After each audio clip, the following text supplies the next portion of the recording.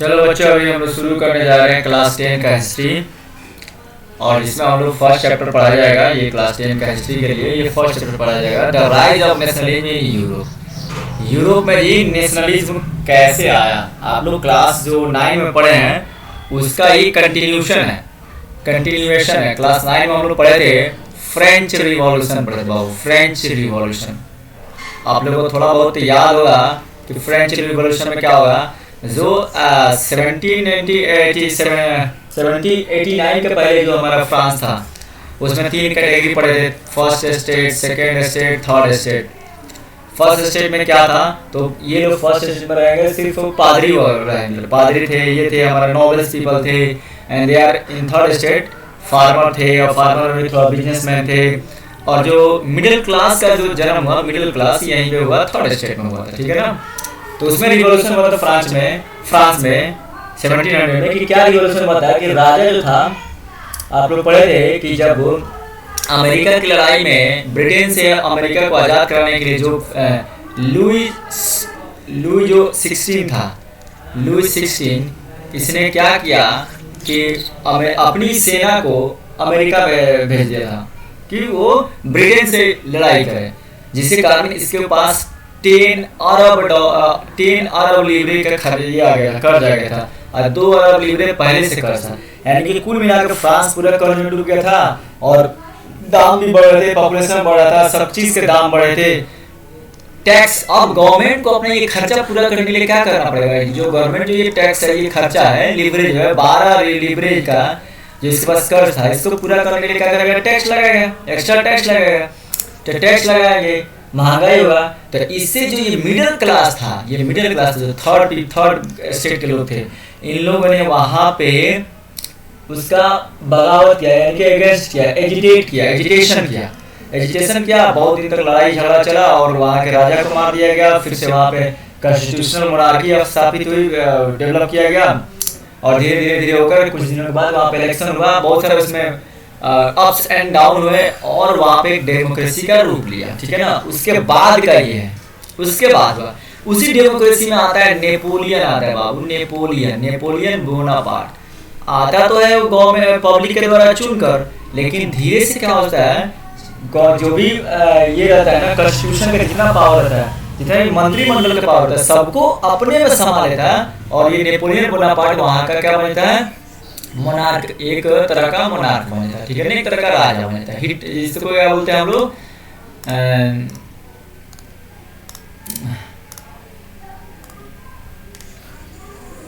मतलब एक तरह का वो ये बन जाता है, एक ऐसा किंग बन जाता है, एक ऐसा राजा, एक ऐसा प्रधानमंत्री बनता है वहाँ पे, एक ऐसा लीडर बनता है जिसपे कोई दूसरा आदमी अपना ये नहीं कर सकता। मतलब कॉन्स्टिट्यूशन को पूरी तरह से खत्म कर लेता है, अपने अंदर कर लेता है, ठीक है। डिक्टेटर बन जाता है, डिक्टेटर एक इंग्लिश में वर्ड है जिसको हिंदी में बोलते हैं निरंकुश शासक, डिक्टेटर बन जाता है बाबू, नेपोलियन बोनापार्ट। इसके आगे की कहानी पढ़ते हैं। सबसे पहला टॉपिक जो आप लोगों को पढ़ना है इस चैप्टर में, आप लोग चैप्टर में इसको समझिएगा बढ़िया से, Frederic Sorrieu vision of the world. Frederic Sorrieu vision of the world, यहाँ पे आप लोग का ये मेन टॉपिक है, पहला टॉपिक।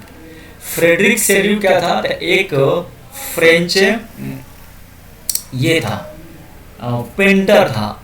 उसके अनुसार वर्ल्ड कैसा होना चाहिए, कैसा दिखना चाहिए, वो फ्रेडरिक शेड्यू दिखा रहा है। एक यूटोपिया क्रिएट किया, यूटोपिया वर्ड यहाँ पे आ गया, यूटोपिया एक क्रिएट किया है फ्रेडरिक शेड्यू। यूटोपिया का मतलब होता है कल्पना दर्श, यानी कि अपने दिमाग में एक इमेज बनाया, दिमाग में इमेजिन किया कि ये वर्ल्ड कैसा होना चाहिए। और उसी इमेजिनेशन को फ्रेडरिक शेड्यू ने एक पेंटिंग में यहाँ पे दिखाया। आप लोगों को यहाँ पेंटिंग है, धीरे धीरे सभी पेंटिंग के 5 पार्ट्स है, 5 पार्ट को हम लोग पढ़ते हैं और यहाँ पे इस पेंटिंग में समझने की कोशिश करते हैं, ठीक है ना। पहला पार्ट देखिए, पहले Frederic Sorrieu, a French artist in 1848 prepared a series of 4 prints visualizing his dream of world made up of the democratic and social republic। Frederic Sorrieu ने जो हमारा 1848 में एक 4 प्रिंट का एक विजुअलाइजेशन बनाया, 4 पिक्चरों का एक सीरीज बनाया। हमने इसको 5 में डिवाइड किया है, ऐसे 4 दिया हुआ है। 4 पिक्चरों का एक विजुअलाइज किया, एक पिक्चर बनाई जिसमें 4 पार्ट है, एक पिक्चर बनाई जिसमें 4 पार्ट है, सिंपल करिए एक पेंटिंग बनाई जिसमें 4 पार्ट थे, ठीक है ना, या 5 पार्ट है, उसको हम लोग पढ़ते हैं। The first paint show the people of the Europe and America marching in a long train. Train का मतलब यहाँ पे वो ट्रेन मत समझिएगा जो हमको लेके जाते हैं, रेलवे नहीं, ट्रेन मतलब यहाँ पे लाइन है। And offering homage to the Statue of Liberty as the pass. देखिए फर्स्ट में क्या दिखाया है कि पूरा यूरोप का, जिसमें अमेरिका सबसे आगे, उसका फ्रेंच है, एक ट्रेन बनाकर जा रहे हैं, लाइन बनाकर जा रहे हैं और स्टैचू ऑफ लिबर्टी को क्या कर रहे हैं वो लोग, श्रद्धांजलि दे रहे हैं। The torch of enlightenment was carried by a female figure in one hand and the charter of the right of the man in the other hand. देखिए यहाँ पे ये दिखाया गया है, यहाँ पे देखिए सबसे पहले देखिए ये है आपको, यहाँ जो आपको पिक्चर में दिख रहा होगा ना, तो ये है बाबू Statue of Liberty. Statue of Liberty को बढ़िया से देखिए, ये पहला फिगर दिखाया गया। स्टैचू ऑफ लिबर्टी में यहाँ पे जो है ना, यहाँ पे आग ली है, ये जो है ना मूर्ति यहाँ पे आग ली है, अपने बाएं हाथ में आग और दाएं हाथ में जो है ना, यहाँ पे दाएं हाथ में ये जो भी पब्लिक कर रहे हैं कागज का बंडल को दिखाया गया, इमेजिनेशन कर रहा है, ये पूरा क्या है, ये इमेजिनेशन कर रहा है, ये हमारा स्टैचू ऑफ लिबर्टी है, ठीक है। तो इसको इमेजिनेशन कर रहा है, स्टैचू ऑफ लिबर्टी को इमेजिनेशन कर रहा है कि ये हमारा है स्टैचू ऑफ लिबर्टी। बाबू ये स्टैचू ऑफ लिबर्टी, ये पहला फिगर में दिखाया है स्टैचू ऑफ लिबर्टी के। देखिए ये जो लाइन है ना, देखिए यहाँ से पहले लोग, यहाँ पे फ्रांस के लोग हैं, इसको होमेज दे रहे हैं, पहले सारे अमेरिका के लोग हैं, ऐसे घूमकर ये लोग पूरा देखिए, ये पूरा ये लाइन है, ये देखिए पूरा लाइन है, बहुत दूर तक गया है। कि पहले फिगर में दिखाया गया कि जो भी अमेरिका के या यूरोप के लोग हैं स्टैचू ऑफ लिबर्टी को प्रणाम करते हुए, होमेज देते हुए आगे बढ़ रहे हैं। और स्टैचू ऑफ लिबर्टी में क्या है, तो उसके बाएं हाथ में जो है मशाल, जो क्रांति जो है रिवॉल्यूशन का सिंबल है, और दाएं हाथ में जो पब्लिक है ना, जो वहाँ पे कॉमन पीपल है, उनके लिए राइट है, राइट मतलब उनका अधिकार है, कॉमन पीपल के लिए अधिकार है। ये इमेजिनेशन किया कि ऐसा, मतलब पहले अमेरिका के लोग पालिए और फ्रांस के लोग पालिए, अब सभी जितने भी अमेरिका के यूरोप के कंट्री के लोग हैं सब ऐसा ही आज़ादी चाहते हैं, फ्रीडम चाहते हैं, वो इमेजिनेशन कर रहे हैं। पहला फिगर में ये दिखाया है, पहला पेंटिंग समझ में आया कि ठीक है। दूसरा देखते हैं, दूसरा क्या लिखा है, ऑन दी अर्थ। देखिए यहाँ पे दूसरा में दिखाया है, यहाँ पे on the earth the foreground of the shattered remains of the symbols of absolutism institution. मतलब राजा के जो ये रहता है ना, जो सिंबल रहते हैं, क्या होता है, राजा के थ्रोन्स होते हैं, मुकुट होते हैं, वहाँ देखिए यहाँ पे अर्थ है, यहाँ पे गिरे पड़े हैं, मैंने लोगों ने तोड़ कर फेंक दिया। वो कैसे इमेजिन किया कि अब लोग जो है ना वो मोनार्की नहीं चाहते हैं, वो ये थ्रोन्स को, ये सभी जो भी व्यवस्था है राजतंत्र का, उसको तोड़कर फेंक रहे हैं, ठीक है। तो ये दिखाया गया है कि on the earth the foreground, simple आप लिख सकते हैं, on the earth the thrones and the foregrounds are shattered. Shattered मतलब टूटे हुए, टूटे हुए, सैटर्ड मतलब टूटे हुए, यहाँ पे टूटे हुए, टूटे पड़े सैटर्ड, ठीक है। थर्ड फिगर देखिए institute utopian vision. Utopian vision मतलब कल्पना, जो कल्पना बना रहे, जो इमेजिनेशन कर रहे हैं ना, the people of the world are grouped as distinct nation. जो भी दुनिया के जो भी पीपल है ना, अलग अलग कंट्री में क्या हो ना, एक दूसरे से ग्रुपिंग बना दिए हैं, identified through their flags and national customs. और सभी के हाथ में देखिएगा अलग अलग यहाँ पे फ्लैग है, जो भी है ना बाबू, यहाँ पे सबके हाथ में देखिएगा, यहाँ पे ये देखिए ये अलग फ्लैग है, यहाँ का एक अलग कंट्री को रिप्रेजेंट कर रहा है, ये फ्रांस को रिप्रेजेंट कर रहा है, ठीक है। ये सभी अपना अपना फ्लैग लेकर, देखिए ये फ्लैग है, ये फ्लैग है, यहाँ फ्लैग है, यहाँ फ्लैग है, सभी अपना आज़ादी का झंडा, जैसे हमारे देश का तिरंगा है ट्राई कलर से, उसी तरह सभी जो कंट्री है ना फ्लैग लेकर यूनाइट हुआ है। ये पांचवा पॉइंट बताया, सॉरी तीसरा point. Fourth point, the procession was led by the United States and Switzerland followed by the France and Germany. देखिए सबसे पहले क्या है, यूनाइटेड स्टेट्स सबसे आगे हैं, उसके बाद कौन सा है, उसके बाद है स्विट्जरलैंड है, यूनाइटेड स्टेट के बाद स्विट्जरलैंड, ये सभी क्या है, स्विट्जरलैंड है। और उसके बाद है, उसके बाद यूनाइटेड स्टेट, स्विट्जरलैंड, उसके बाद फ्रांस आ रहा है, उसके बाद जर्मनी आ रहा है। मैंने ये कह रहा है कि सबसे पहले यहाँ पे यूनाइटेड स्टेट पेंटिंग में है, उसके बाद स्विट्जरलैंड है, उसके बाद फ्रांस और जर्मनी भी लाइन में लगे हुए हैं। ये चौथा पिक्चर में कहा है। पांचवा के पीछे फ्रॉम द हेवन, देखिए यहाँ पे God from the heaven above Christ saint and angel gaze upon the scene. ये लोग खुश हैं, हैप्पी है कि अब लोग आज़ाद हो रहे थे। देखिए यहाँ पे ये परी बनाया गया, एंजल्स बनाया गया, ये क्रिस्ट बनाया गया, ईसा मसीह का फोटो बनाया गया। यानी कि ये हेवन में जो है ना, हेवन में जितने भी गॉड है ना वो लोग हैप्पी है, they are happy to see that all people are now free. ये 5 कल्पना दर्शन है। एक बार इसको मैं रिपीट फिर से कर देता हूँ। देखिए ये जो यूटोपिया बनाया अपनी भाषा में लिख सकते हैं। फर्स्ट में क्या लिखा है, अ स्टैच्यू ऑफ लिबर्टी, सिंपल बोल सकते हैं। फर्स्ट फिगर में क्या दिखाया गया, स्टैच्यू ऑफ लिबर्टी दिखाया गया, जिसमें क्या है, स्टैच्यू ऑफ लिबर्टी क्या है, तो स्टैच्यू ऑफ लिबर्टी में हम लोग को क्या मिल रहा है, तो स्टैच्यू ऑफ लिबर्टी में ये हमारा स्टैच्यू ऑफ लिबर्टी है। फर्स्ट फिगर इसी को दिखाया गया। इसके लेफ्ट हैंड में क्या है, ये मसाल है, इनलाइटमेंट है, इनलाइटमेंट टॉर्च है, इनलाइटमेंट टॉर्च है, ये टॉर्च है। ये क्या दिखा रहा है, ये दिखा रहा है कि now the revolution has been started. And right hand में जो है ना, यहाँ पे एक बंडल लिया है, स्टैच्यू ऑफ लिबर्टी बंडल लिया है। बंडल क्या बता रहा है, the rights of the human being, इंसानों के लिए वहाँ पे अधिकार है। फर्स्ट फिगर हो गया, ये हो गया हमारा फर्स्ट। सेकेंड में जो दिखाया गया, यहाँ पे सभी पब्लिक जो है यहाँ पे ट्रेन में खड़े हुए हैं, लाइन में खड़े हुए हैं, और सभी अपनी अपने कंट्री का सिंबल, अपने अपने कंट्री का ये फ्लैग लिए हुए हैं। सेकेंड फिगर में दिखाया गया। थर्ड में क्या दिखाया है, जो भी किंग थे उनके थ्रोन्स जो है यहाँ पे थ्रोन्स शैटर्ड थ्रोन्स हैं, उनके जो भी किंग है उनके शैटर्ड थ्रोन्स है बाबू, उनके जो मुकुट है ना वो यहाँ पे टूटे पड़े हैं। ये थर्ड फिगर हो गया। फोर्थ फिगर में दिखाया गया सबसे आगे कौन सा है, सबसे आगे यूएसए है, उसके बाद स्विट्जरलैंड है, उसके बाद फ्रांस है, उसके बाद जर्मनी। यानी कि the March is led by USA and Switzerland. ठीक है। फिफ्थ फिगर में दिखाया गया, यहाँ पे देखिए ईसा मसीह है और एंजल्स है, they are happy in the heaven. ठीक है, तो इस तरह आप लोगों को याद रखना है। ठीक है, फर्स्ट टॉपिक क्लियर हो गया। चलते हैं नेक्स्ट टॉपिक में। नेक्स्ट टॉपिक में क्या कर रहा है, the French and the idea of the nation, यानी कि फ्रेंच के बारे में पहले देख रहे थे कि फ्रांस की स्थिति क्या है, फ्रांस कहाँ पे ज्योग्राफी में लाई कर रहे थे। यहाँ पे देख लेते थोड़ा सा, यहाँ पे आप ये देख लीजिए, यहाँ पे बाबू है फ्रांस। देखिए ये जो बाउंड्री है आपको, ये क्या बोलते हैं इसको,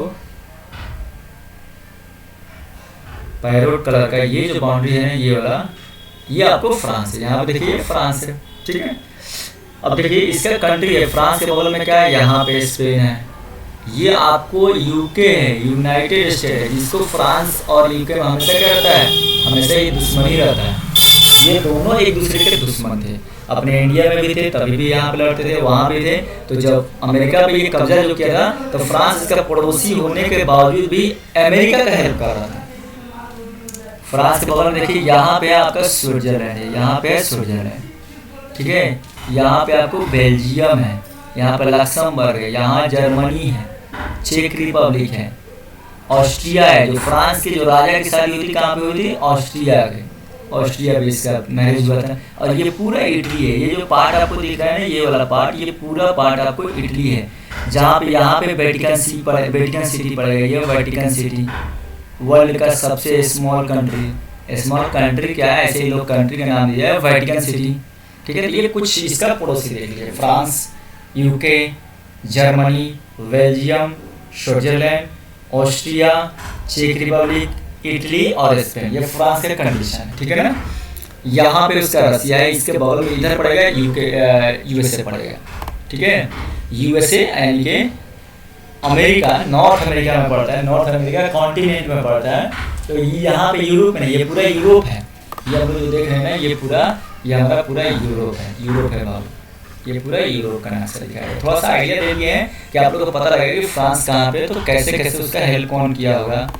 ठीक है, अब यहाँ पे आते हैं, क्या कर रहा है, इन 1789 nationalism came with French revolution and the political and constitutional change led to the transfer of sovereignty from the monarchy to the body of the French citizen। देखिए 1789 में जो है ना, वहाँ का जो किंग था ना, उसने एक्सेप्ट कर लिया कि अब हम जो रहेंगे ना वो कॉन्स्टिट्यूशन के अंदर ही रहेंगे। यानी कि इस चीज़ को बोलेंगे constitutional monarchy is accepted, constitutional monarchy. constitutional monarchy was accepted in 1789। ये किंग वहाँ का एक्सेप्ट कर लिया कि अब हम जो भी रहेंगे संसद के अंदर रहेंगे, जिसको नेशनल असेंबली बोला था 9th क्लास में पढ़े थे। Various measures and practices were introduced such as the idea of la patris, the fatherland, la patrie मतलब फादरलैंड। जैसे हम लोग कैसे मानते हैं, यहाँ पे हम लोग अपना मदरलैंड मानते हैं, हम अपने देश को क्या मानते हैं कि हमारी मातृभूमि है, वहाँ पे फादरलैंड माना गया। ला पैट्री जिसको बोलते हैं, ला फ्रेंच में ला पैट्री, एंड द ले सिटोयन द सिटीजन। ये दो चीज़ आपको याद रखेगा ही। ला पैट्री का मीनिंग होता है फादरलैंड, ली सिटोयन का मतलब होता है सिटीजन होता है। ये यहाँ पे 1789 में इंट्रोड्यूस हुआ, दो वर्ड्स इंट्रोड्यूस हुए, ला पैट्री एंड फादरलैंड। फादरलैंड एक इंट्रोड्यूस हुआ, फादरलैंड, और एक सिटीजन वर्ड जो है ना, सिटीजन, हम लोग भी याद है सिटीजन ऑफ द इंडिया। तो वहाँ पे मतलब उसका देशभक्ति का एक भावना वहाँ पे उभर कर रहा है, सिटीजन वर्ड जो वहाँ पे बाहर निकल कर रहा है, सिटीजन, ठीक है ना। A new French flag, the tricolor, वहाँ ट्राइकलर का फ्रेंच फ्लैग गया, was chosen to replace the former one। जो राजा के समय में जो फ्लैग था ना, उसको हटाकर ट्राइकलर आज़ादी का फ्लैग को चुना गया, ठीक है ना। यहाँ पे अब ये democracy destroy in France bye Napoleon. देखिए अब आ रहा है दूसरा पॉइंट, नेपोलियन आता है, बन के तो आता है डेमोक्रेसी के साथ, डेमोक्रेसी के थ्रू आता है, लेकिन फिर उस डेमोक्रेसी को अपने अंदर पूरा कर लेता है, यानी कि वो क्या बन जाता है, डिक्टेटर बन जाता है। अब डिक्टेटर इसको बोलते हैं, डिक्टेटरशिप स्टार्ट करता है कौन, तो नेपोलियन डिक्टेटरशिप स्टार्ट करता है, Napoleon Bonaparte. And civil code 1804 known as Napoleon Code did away with all privileges based on birth, established equality before the law and secure the right to the property। एक civil code आया Napoleon का, जो ये अच्छा काम किया। ये जो सिविल कोड आया सबके लिए इक्वलिटी का, सबको संपत्ति रखने का ये अधिकार जो दिया, ये थोड़ा सा अच्छा काम किया। नेपोलियन का सिविल कोड जो आया 1804 में, वो हमारा सही काम किया कि ये अच्छा काम किया नेपोलियन का सिविल कोड, ठीक है ना। ये अच्छा काम किया कब, 1804 में, वो ये अच्छा काम किया। सिविल कोड में नेपोलियन कब आया था, 1804 में आया था। ये हमारा क्या काम किया था, जो भी बर्थ के आधार पर जो प्रिविलेज थे, जो सुविधा थे, उसको खत्म कर दिया। इक्वलिटी बिफोर द लॉ, कानून के सामने सब लोग बराबर हुए, और राइट टू प्रॉपर्टी का अधिकार दिया। तो ये कुछ अच्छा किया नेपोलियन का सिविल कोड ने, ठीक है ना। कब आया था, 1804 में। The making of nationalism in Europe. अब तीसरा पॉइंट देखते हैं इसमें, हम लोग नेशनलिज्म यूरोप में कैसे बना, making of nationalism in Europe कैसे बना। Germany, Italy and Switzerland were divided into kingdoms. आप लोग हम दिखा दिए, यहाँ पे नक्शा दिखा दिए, जर्मनी, स्विट्जरलैंड, किंगडम, जर्मनी, ये हो गया जर्मनी। यहाँ पे जो है ना ये वाला स्विट्जरलैंड, एक छोटा सा कंट्री यहाँ पे छोटा दिख रहा है, ग्रीन कलर में, सॉरी रेड कलर में, ये वाला है आप लोग को स्विट्जरलैंड। ये देखिए, ये जो है ना ये वाला पार्ट, ये है स्विट्जरलैंड। जर्मनी, स्विट्जरलैंड और ये जो भी थे छोटे छोटे कंट्री थे, वो क्या थे, इटली भी, ये छोटे छोटे राज्य में बटे हुए थे बाबू, जैसे हमारे यहाँ रहता था पहले इंडिया में। तो Germany, Italy, Switzerland were divided into kingdom and cantons whose ruler, kingdom कौन था, डचेस एंड कैंटन्स, डच थे और कैंटन्स थे।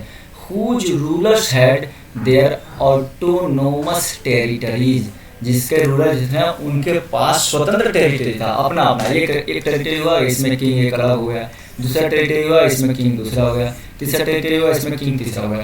तो इस तरह जो इटली वगैरह सभी जो भी कंट्री थे ना, ये बटे हुए थे किसमें, टेरिटरीज में, और उनके जो थे राजा थे ना, सब अपना अपना अलग अलग राज करते थे, ठीक है ना। The aristocracy and the new middle class, ठीक है ना। जमींदारी प्रथा, जो अरिस्टोक्रेसी मतलब होता है जमींदारी। The aristocracy was dominant class on the continent, देखिए उस समय भी वहाँ पे हम लोग समझते हैं कि अपने यहाँ ही जमींदारी था, ऐसा नहीं है।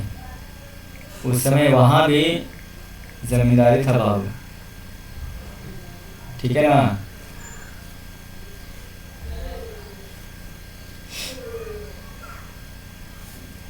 हाँ ठीक है। तो aristocracy and new middle class, देखिए जो भी जमींदार लोग थे, कुलीन जिनको बोला जाता है, कुलीन, इसको हिंदी में बोला जाता है कुलीन, बोला जाता है कुलीन वर्ग, नोबल पीपल जिसको बोला जाता है।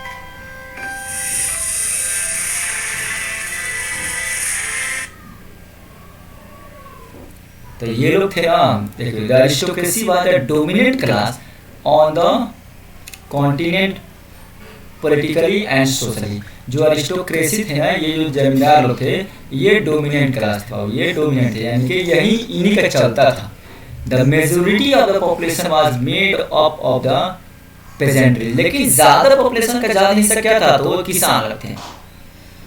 Industrialisation began in England in the second half of the 18th century.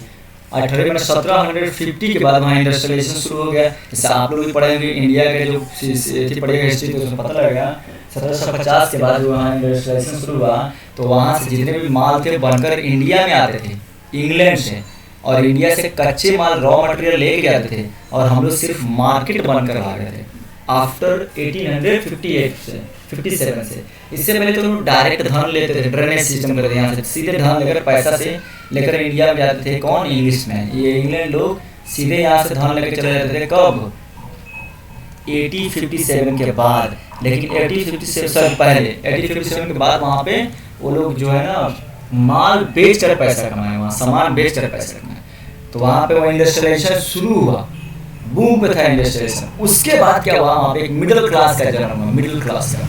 What ये लिबरल नेशनलिज्म स्टैंड फॉर। यहाँ ये पॉइंट बता रहा है कि जब इंडस्ट्रियलाइजेशन शुरू हुआ इंग्लैंड में, तो उसमें वर्कर आए, वर्कर से इंजीनियर आए, लॉयर्स आए, तुम्हारे फिर से डॉक्टर्स आए, ये मिलकर क्या बनाते हैं, ये मिडिल क्लास बनाते हैं। इनका बहुत रोल था वहाँ के रिवॉल्यूशन में।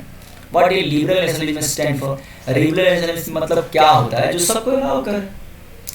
The term liberalism derives from the Latin root liber, meaning free. Free मतलब जैसे हमारा अभी हम लोग का सबको फ्री है, सभी धर्म रह सकता है, सभी टाइप्स के लोग रह सकते हैं, किसी से आप कहीं पे बिजनेस कर सकते हैं, किसी स्टेट में जाकर कमा सकते हैं। हमारा जो कॉन्स्टिट्यूशन है, कॉन्स्टिट्यूशन का जो हमारा आर्टिकल्स है, आर्टिकल 14, आर्टिकल 15, आर्टिकल 14 कहता है कि सभी कानून के सामने बराबर है, 15 कहता है सभी जात पात वाले लोग रह सकते हैं। इस तरह बहुत सारे आर्टिकल्स हैं हमारे कॉन्स्टिट्यूशन में जो हमको लिबरल बनाता है। तो लिबरल का मीनिंग क्या होता है बाबू? Free. The right to vote and to get elected was general exclusive to the property owning man. मतलब पहले जो था राइट टू वोट उन्हीं को था जिसके पास प्रॉपर्टी होता था। थोड़ा सा आप 9 में पढ़े हुए तो ये पता होगा कि पहले वोट देने का अधिकार उन्हीं को था जो कम से कम 3 दिन का वो टैक्स पे करते होंगे। तो थोड़ा सा ये एक्सक्लूसिव था, मतलब फिर भी लिबरेशन शुरू हुआ, पूरी तरह से तो नहीं हुआ, लेकिन लिबरेशन शुरू हुआ। In 1834 a customs union of the Zollverein was formed at the initiative of Russia. P ऐसे लिखते हैं, लेकिन रसिया नहीं, सॉरी वो रसिया नहीं, पर्शिया इसको पढ़े, या यहाँ पे देखिए इसका हम नक्शा देखते हैं कहाँ पे है पर्शिया।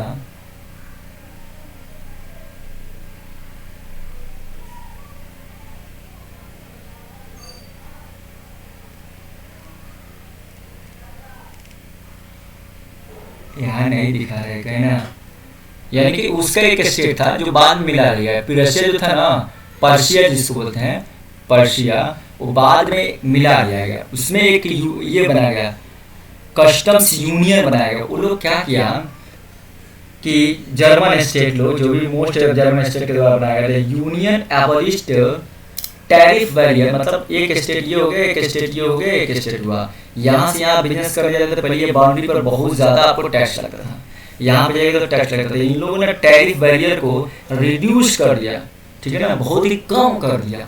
तो थोड़ा सा लिबरलाइजेशन की तरफ वहाँ का जो यूरोप बढ़ा, ठीक है ना। अब यहाँ पे मतलब थोड़ा सा आज़ादी की तरफ फ्रांस बढ़ रहा है, तो फिर वहाँ पे संकट के बादल आ गए। फिर संकट के बादल क्या आ गए बाबू, यहाँ पे देखिए, अ न्यू कंजर्वेटिव आफ्टर 1850 में वाटरलू की लड़ाई हुआ, यहाँ मिलेंगे। वाटरलू की लड़ाई में नेपोलियन बोनापार्ट खत्म हो गए। उसके बाद क्या हुआ, in 1815 European governments were driven by the spirit of conservative. Conservative मतलब समझते हैं जो रूढ़िवादी होते हैं, जो पुराने परंपरा में विश्वास करते हैं, जो पुराने परंपरा में विश्वास करते हैं उन्हीं बोलते हैं कंजर्वेटिव। इनको बोलते हैं रूढ़िवादी, रूढ़िवादी बोलते हैं। कंजर्वेटिव्स बिलीव्ड इन मोनार्की, ये लोग मोनार्की बिलीव करते हैं। चर्च एंड सोशल हायरार्की, ये समझते थे कि यहाँ पे ग्रेड है, पहले ये बड़ा है, ये छोटा है, उससे बड़ा ये है, उससे बड़ा ये लोग हायरार्की सिस्टम में विश्वास करते थे। कौन? कंजर्वेटिज्म करते थे। A modern army and efficient bureaucracy, a dynamic economic, the abolition of the feudalism, मतलब feudalism का मतलब होता है जमींदारी प्रथा, जो टैक्स सामंती व्यवस्था, and serfdom could strengthen the autocratic monarchies in Europe। अब देखिए जो पुराना जितना व्यवस्था था सब फिर से आ गया। ये लोग मोनार्की में विश्वास करते थे, आर्मी बनाया गया, ब्यूरोक्रेसी को अच्छा किया गया, डायनामिक इकोनॉमिक किया गया, ठीक है ना, ये सब फिर से वापस आया मोनार्की को। In 1815 representatives of the European powers Britain, Russia, Russia and Austria met in Vienna to draw up a settlement for the Europe. ये वियना में आए और यूरोप में एक सेटलमेंट किए। The Bourbon dynasty was restored. देखिए यहाँ बहुत इंपॉर्टेंट जो है पॉइंट आया, जब वियना में जो समझौता हुआ इन लोगों का, तो ब्यूरो जो बुर्बन डायनेस्टी है जिसका लुइस 16वां को मार दिया गया था, फिर से उसके जो बेटे बचे थे उनको रीस्टोर किया गया। रीस्टोर करने का मतलब उसको फिर से वापस लाया गया, फिर से उसको वापस लाया गया, रीस्टोर किया गया power. And France lost the territories, और फ्रांस में जो टेरिटरीज जो था ना, जो नेपोलियन जो जीता था उसको जीत लिया, वो लोग फिर से वापस कर लिया। The major issues take up by the liberal nationalism who criticize the new conservative order was freedom of the press, ठीक है ना। जो लिबरल नेशन थे ना वो चाहते थे कि प्रेस की जो है ना यहाँ पे आज़ादी हो, प्रेस जो हमारा स्वतंत्र है, सबको बोलने की आज़ादी हो, ठीक है ना। और देखिए द रिवोल्यूशनरीज क्या चाहते थे इन 1815 में, secret societies were formed in many European state to train revolutionaries and spread their ideas. मतलब गुप्त रूप से बहुत सारा सोसाइटीज बना, बहुत सारा ये बना, ग्रुप बना कि वो फाइट करे, लड़े, किसके लिए? फ्रीडम के लिए, आज़ादी के लिए लड़े। द इटालियन रिवोल्यूशनरीज मजीनी, जिसपे मजीनी, ये बहुत इंपॉर्टेंट है, जिसपे मजीनी यहाँ पे जिसपे मजीनी, ये जो थे ना वहाँ के इटालियन रिवोल्यूशनरीज थे। बॉर्न इन गिनुआ बॉर्न हुए कब? 1807 में। Founded 2 more underground societies, first Young Italy and Marseilles, ये 2 सोसाइटी बनाए थे। यंग इटली कौन बनाया था? जिसप मजीनी बनाया था। इनका जन्म कब हुआ था? 1807 में हुआ था। और यंग इटली है मार्सिलिस बनाया, Marseilles. Secondly he founded Young Europe in Berne whose members were like minded young man.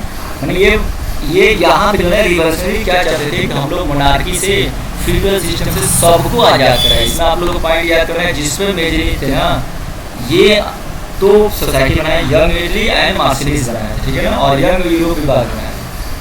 और ये 1830 से 1845 में क्या होता है इसको देखा, 1830 से 1845। In July 1830 Bourbon kings were overthrown by liberal revolutionaries who installed a constitutional monarchy with the Louis Philippe as its head। अब जो भी ये थे रिवोल्यूशनरीज थे, उन लोगों ने बुर्बन को फिर से हटा दिया। The July revolution spark and uprising in the Brussels which led to the Belgium, Brussels की राजधानी है बेल्जियम, कैपिटल सिटी है Belgium, breaking away from the United Kingdom of the Netherlands ठीक है ना। अभी उसके बाद बेल्जियम को आज़ाद करा दिया गया, ब्रसल में हुआ, वहाँ पे ब्रसल में बहुत बड़ी क्रांति हुई, रिवोल्यूशन स्पार्क कहाँ हुआ, ब्रसल में, और बेल्जियम को आज़ाद करा दिया, ठीक है, यूनाइटेड किंगडम से। In 1821 Greece struggle for the independence. 1821 में ग्रीक में भी आज़ादी शुरू हो गई, जो ग्रीक जो पहले ग्रीस भी बोलते हैं वहाँ पे भी आज़ादी शुरू हो गई। तो यहाँ पर बुद्धों गया 1830 में वहाँ से हटा दिया गया, और यहाँ से 21 में ग्रीस में शुरू हो गई, यूनाइटेड किंगडम से ब्रसल को भी आज़ाद करा दिया गया। The romantic imagination, national feeling, culture played an important role in the creating the idea of the nation. देखिए नेशन जो होता है ना, कल्चर बहुत इंपॉर्टेंट रोल प्ले करता है। जैसे कई गाना, देशभक्ति गाना जब बजता है किसी फील्ड वगैरह में, कितना अच्छा लगता है। तो कल्चर बहुत ही अच्छा रोल प्ले करता है नेशन के आइडिया में। आर्ट भी प्ले करता है, पोइट्री भी प्ले करता है, स्टोरीज भी प्ले करता है, म्यूजिक प्ले करता है, ये सभी हमारा कल्चर है, आर्ट है, सभी है ना। नेशनल मूवमेंट में बहुत एक बड़ा रोल इन लोगों का होता है। Romanticism, a cultural movement which sought to develop a particular from the nationalist sentiments. Language is also played an important role in the developing national sentiment. आप इसमें लिख सकते हैं, जो भी हमारा कहानी लिखते हैं, जैसे कोई कहानी आप लिखिएगा तो मान लीजिए कोई आदमी है जो शहीद हुआ होगा, कोई रिवॉल्यूशनरी फाइटर है जो शहीद हुआ होगा, तो उसमें आप थोड़ा सा डायलॉग लेकर, मिर्च मसाला लेकर एक ऐसा कहानी लिखिएगा कि लोगों में जोश आए, ठीक है ना। ऐसा गाना बनाया जाता है जिसमें लोगों में जोश है, देश के प्रति लोगों को भावना है। जैसे हम लोग गाना गाते हैं, मेरे देश की धरती सोना उगले उगले हीरे मोती, तो ऐसा कुछ गाना मन में वैसे हो। शहीद भगत सिंह का जो फिल्म आता है देखकर हम लोग को जोश आता है, अंग्रेजों के प्रति गुस्सा आता है। तो ये कल्चर जो है ना बहुत ही इंपॉर्टेंट रोल प्ले करता है। Russian language were imposed everywhere and in 1831 an armed rebellion against the Russia rule to place which was ultimately crushed. Russian language को फ्रांस में भी सब जगह फ्रेंच लैंग्वेज को पेश किया गया, रशिया में हर जगह रशियन लैंग्वेज को पेश किया गया, सब जगह एक ही भाषा होगी। जैसे अपने यहाँ इंडिया में सब लोग मैक्सिमम लोग क्या बोलते हैं, इंग्लिश हिंदी बोलते हैं, तो उससे क्या होता है एक कल्चर सबको हिंदी भाषा समझ में आती है। यहाँ पे कल्चर बाबू प्ले करता है नेशनल को बनाने में। अरे यूरोपियन फेस्ड इकोनॉमिक हार्डशिप, ये पॉइंट पढ़िए। इन 1830 the first half of the 19th century saw an enormous increase in the population। आप लोगों को पता होना चाहिए कि अब पॉपुलेशन जो था ना बढ़ेगा ही बढ़ेगा। The rise of the food prices, population बढ़ा तो पॉपुलेशन जैसे ग्रो हुआ तो पॉपुलेशन के ग्रो होने के बाद क्या होगा, फूड प्राइसेस बढ़ेंगे। फूड प्राइसेस बढ़ेंगे तो वहाँ पे और गवर्नमेंट का पब्लिक के लिए बहुत प्रॉब्लम हो जाएगा। The rise of food prices और year of the bad harvest, मतलब खाना ये खराब हो गया। मान लीजिए फूड प्राइसेस ज़्यादा हो गए या किसी साल अनाज खराब हुआ, फसलें खराब हुई, ठीक है ना।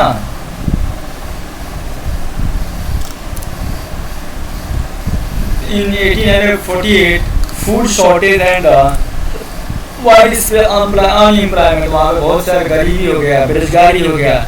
Brought the population of the Paris out on the road, Paris के जो लोग थे ना वहाँ पे रोड पे आ गए बाबू। जब 1848 में वहाँ पे फूड शॉर्टेज हो गया ना, तो जो भी पेरिस के लोग थे वहाँ पे देखिए अपने यहाँ सरसों का तेल महंगा हो गया, सब लोग गाली दे रहे हैं गवर्नमेंट को। इसी तरह होता है, ठीक है ना। जब भी प्रॉब्लम होता है तो गाली कौन सुनेगा, गवर्नमेंट सुनेगा। गवर्नमेंट का ये है, हम लोग का अधिकार है कि गवर्नमेंट जो है ना क्या करे, हम लोग को सब कुछ सही सही दे, ठीक है। The revolution of the liberal, सब जो भी लिबरल थे, जो लोग चाहते थे कि सबके लिए कंट्री बने, सभी स्टेट में जो भी टैक्स हो फ्री हो जाए, तो जो एजुकेटेड पीपल है उसको लिबरल कहा गया है। Main and women of the liberals middle class demanded creation of the national state. अब नेशनल स्टेट की बाबू मांग होंगे, नेशनल स्टेट की, यानी कि एक स्टेट बनाया जाए, एक स्टेट बनाया जाए, एक स्टेट बनाया जाए, यानी कि सबके लिए एक कंट्री की व्यवस्था हो। ऐसा इन लोगों ने डिमांड करना शुरू किया। कब? ये 1948 में, ये 1948 का बात। लिबरल का ये डिमांड था पढ़े लिखे लोगों का कि एक देश बनाया जाए, अलग अलग राज्य नहीं हो। अलग अलग राज्य में जो भी हमको फ्रीडम मिला वो हमको नहीं चाहिए, हमको एक स्टेट चाहिए, ठीक है ना।